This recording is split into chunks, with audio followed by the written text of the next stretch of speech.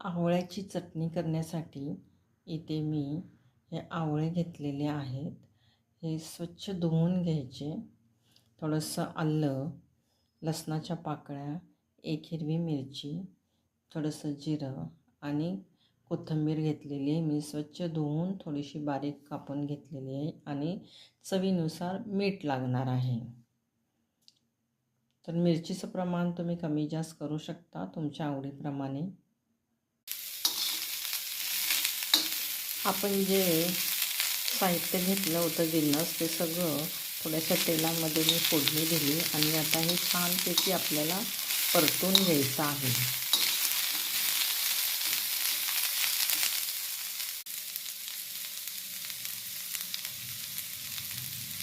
ह्याच्यामध्ये मी थोडीशी कोथिंबीर घालत आहे. ह्याच्यामध्ये मी थोडासा चिमूटभर हिंग पण घातलेला आहे. छानपैकी हे हलवून परतून घ्या. आता 10 मिनटं तरी हे छानपैकी भाजून घ्या, जेणेकरून आपली ही चटणी टिकू शकते.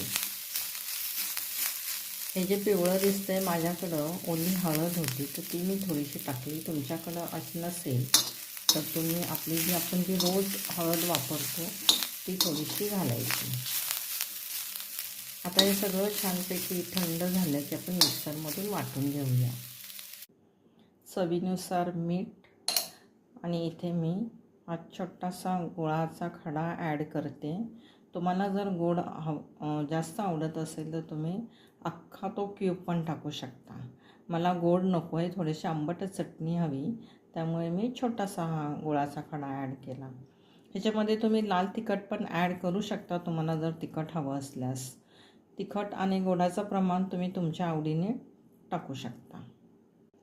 पाणी न घालता वाटायची आहे बरं का ही आवळ्याची चटणी. बघा ही पाणी न घालता मी वाटलेली आहे मस्त, आणि जेणेकरून आपली ही बरेच दिवस टिकते. फ्रीजमध्ये ठेवायची ही पाणी न घालता वाटलेली आवळ्याची चटणी तयार आहे.